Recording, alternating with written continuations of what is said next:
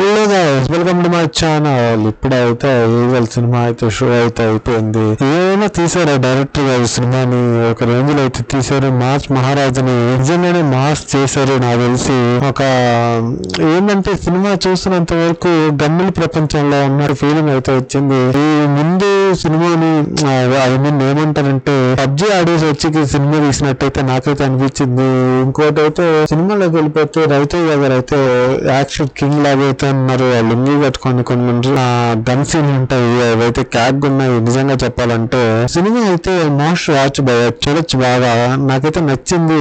First half అంతా cinema అంతా ఒక రేంజ్ లో పోతుంటది, సెకండ్ హాఫ్ లవ్ ట్రాక్ లో ఉంటది. ఫస్ట్ హాఫ్ లోకి వచ్చేస్తే ఫస్ట్ హాఫ్ లో ఏంటంటే హీరో ఎవరు, అసలు హీరో ఈ పేరేంటి, ఈ పేరేంటి, ఈ పేరేంటి, హీరోకి ఇన్ని పేర్లు ఎవరు అని చెప్పేసి మొత్తం కంక్లూజన్ లో అయితే ఉంటుంది సినిమా. దీంట్లో అనుపూర్ణ పరమేశ్వర్ గారు జర్నలిస్ట్ గా నటించారు.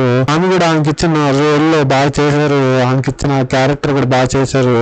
ఈ క్యారెక్టర్ ఏంటంటే రవితేజ ఎవరు, అసలుకి ఆయన పేరు ఏంటి, అసలు ఎందుకు అంత కనుక్కోవడానికి ఆమె అనుపూర్ణ గారు అయితే ట్రై చేస్తుంటారు. మొత్తం అయితే సినిమా అయితే బాగుంది. కొన్ని ప్లేసుల్లో అయితే రవితేజ గారిని వెలివేట్ చేస్తారు. అది నాకైతే అర్థం కాదు, ఎందుకు వెలివేట్ చేస్తారు అని చెప్పి హైప్ అయితే ఇస్తుంటారు. ఊరికే హీరోని లేపాల్సిన అవసరం లేదు కదా. ఫస్ట్ లో హీరో అది ఇది అది ఇది ఇది డామ్ డీమ్ అంటుంటారు.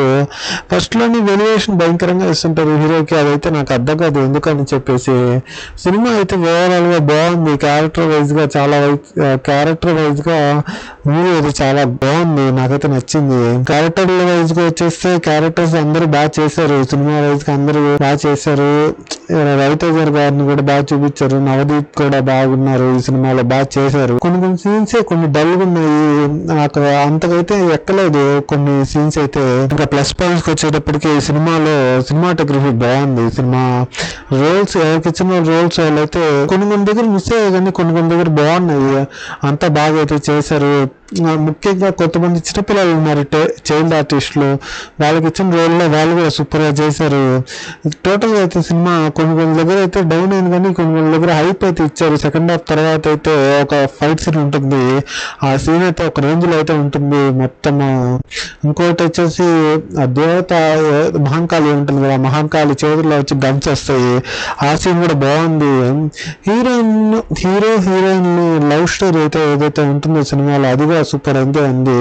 సెకండ్ హాఫ్ నుంచి మనం అయితే లవ్ స్టోరీ అయితే ఎక్స్పెక్ట్ చేయొచ్చు. మనోడు ఏంటి సెకండ్ హాఫ్ అసలు ఎందుకు అట్లా చేంజ్ అయ్యాడు అని చెప్పేసి మనకైతే తెలుస్తుంది. మొత్తం టోటల్ వైజ్ గా చూసుకుంటే బాగుంది. మైనస్ పాయింట్స్ వచ్చేటప్పటికి కొన్ని దగ్గర వెల్యుయేషన్స్ అయితే తగ్గించారు. మనోడికైతే రవితేజ గారికి ఫస్ట్ లో ఎవరు పట్టుకున్న వెల్యుయేషన్స్ ఒక రేంజ్ లో అయితే ఇస్తుంటారు. అది ఇది డామ్ డీమ్ అని చెప్పేసి ఇస్తుంటారు. అంత వెల్యుయేషన్స్ అయితే అవసరం లేదు. మళ్ళీ రవితేజ గారు ఎవరన్నా చూపారు ఫస్ట్ లోనే, డైరెక్ట్ గా షూటర్ లాగా అయితే చూపిస్తారు. అదొకటైతే నాకు నచ్చలేదు. కొంచెం డీటెయిల్ గా ఎక్స్ప్లెయిన్ చేస్తుంటే బాగుంది సినిమాలో. కొంతమంది క్యారెక్టర్స్ అయితే అందరూ బాగా చేశారు. అనుపమ గారు కానీ కొంతమంది ఆర్టిస్టులు ఉన్నారు కదా, వాళ్ళంతా బాగా చేశారు. ఓవరాల్ సినిమా అయితే చూడొచ్చు, మోస్ట్ వాచ్ బాగానే ఉంది సినిమాని. దీనికి 2 ఇస్తాను 5 కి. బాగుంది. మీరు వెళ్ళి చూడండి. మీరేమనుకుంటున్నారో కామెంట్ అయితే చేయండి. Thank you guys.